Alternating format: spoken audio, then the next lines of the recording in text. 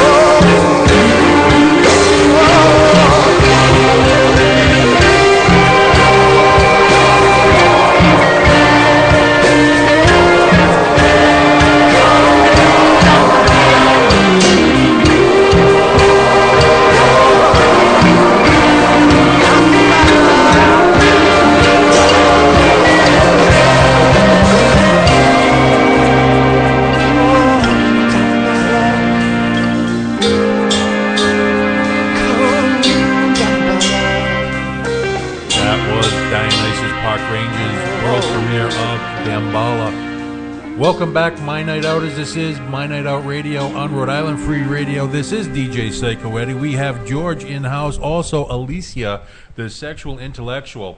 Now, you had mentioned and alluded to earlier that you have a podcast. I do. What is it called? Raw sex. Tell us about it. It's pretty self-explanatory. I called it raw sex because it's sex in the raw, relatable form. And of course, you know, there's always the pun because everybody loves raw sex. But it is a sexual education podcast for adults. So it's sex positive, it's body positive. It's about educating people without shaming people for their sexual choices. Okay. Well, I actually got to say, I have been listening on and off. I'm not every week listener, but my favorite broadcast that you had was Buck Angel. I fangirled so hard on that episode. I don't even remember it. I was so high on adrenaline and just being excited and giggly. For those of you who don't know Buck Angel is a porn star. Originally was female, now he's a male, so he's going through all the surgeries.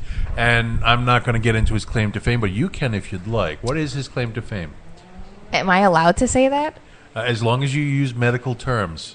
Oh, it's not fun that way. I know, but his tagline is that he is a man with a vagina, essentially. I mean, he doesn't use the term vagina, but I'll G-rate it for you. Right. We have to clean it up. For those of you listening in your cubicles, say thank you, because we could have gotten a lot worse than that. I get pretty graphic. So don't listen to my podcast in your cubicles. You'll get fired. Graphic is good, though, occasionally. Not on this occasion, but occasionally it is very good. So tell us more about your podcast. How did you, obviously you started when you spun off from B.O.B. because as a lot of people have found out, B.O.B. isn't their cup of tea. It is what it is. Sorry, guys, if you're listening. Kenny Nardoza, who does the comedy show over there, is I've talked to him. He's going to be coming on the show in a couple of weeks, too, and I'm probably going to tell him the same thing. So I have no hard feelings, but we just couldn't see eye to eye, so I decided to take it on my own. So I do all of the podcast information, hosting, guest lists, everything on my own. We just reached the 1-year mark on June 9th for our website. Congratulations. Our 1-year podcasting date was in March, but our website launch was June 9th because it's 6/9. For those of you who don't get the pun, you probably should not be listening to her show. Right, or maybe they should be listening, right? Maybe you should be listening to find out what she's alluding to. Also, now you have quite a list of jobs that you do. I have many hats, as I call it. I'm the Jane of all trades, I suppose. Please tell us about the many hats that you wear. So my 9-to-5 job, I am an HIV testing counselor. Okay. So people come in, we have risk assessments, what have you been doing? What are these behaviors? We discuss what type of testing we have and what are the best options for that person considering their risks. And then we do the testing. I actually just became a certified phlebotomist. So I do the testing as well. And then we discuss harm reduction, risk reduction, lifestyle choices, and I help encourage people to have safer behaviors, reduce their risks, and to continue testing routinely. Okay. Now, that's not the only job you do, is it? Job per se. Yeah, I mean that's my.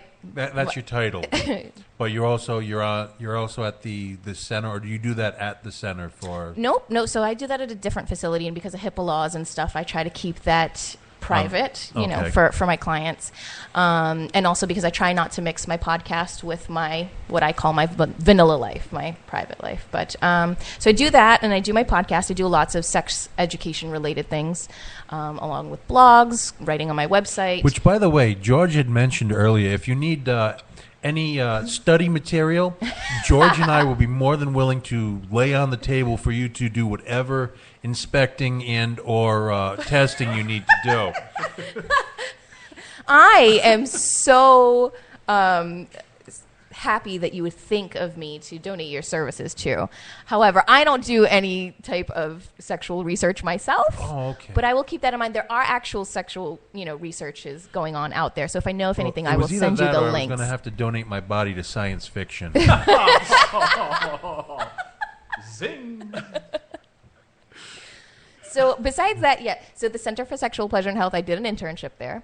Okay. I am no longer an intern. I am a volunteer. I'm currently the head of the ticket sales committee for a huge fundraiser that they are hosting in September at FET, September 19th. What is the fundraiser? So the fundraiser is called An Affair to Remember. And I have to preface all of this and with my disclaimer that I don't actually speak for the center. I'm sharing the information, but I don't have the authority to speak for them. So the center is hosting this, An Affair to Remember is what it's called. And it's a beautiful upscale gala. We're going to have it at FET in the ballroom. And the fundraiser is to help the center because the center doesn't actually sell anything. It's education-based. It's free to the public. So it's a way to raise funds so that way they can continue their mission, which of course is, reducing sexual shame and advancing the field of sexuality. Okay. George, how you feeling over there? Feeling great. You're a little bit blushed right now. Oh, it's sunburn, actually. Do you have any questions for Alicia? Well, I guess we'll get to the adult side of the equation. Ed and Okay. I are very curious. I'm very curious. I'm waiting. We tossed about questions that we would probably ask and what our listeners, I guess, would ask. And you see a lot of studies that take place on myths and research, I guess. So, from a guy's standpoint, does size really matter? Absolutely not. Thank the Lord. Well, I think I'm living proof of that. So the average penis, I believe, is like 5.5 inches. I always get my statistic numbers. Well, I got a question little on off, that. but- When they measure that, where do they measure from? I don't know that I was there for that study. Where do you measure it from, Ed? Well, I measure from my elbow. I was going to say some people measure from the base, some measure from I don't know. Where else would they be measuring from?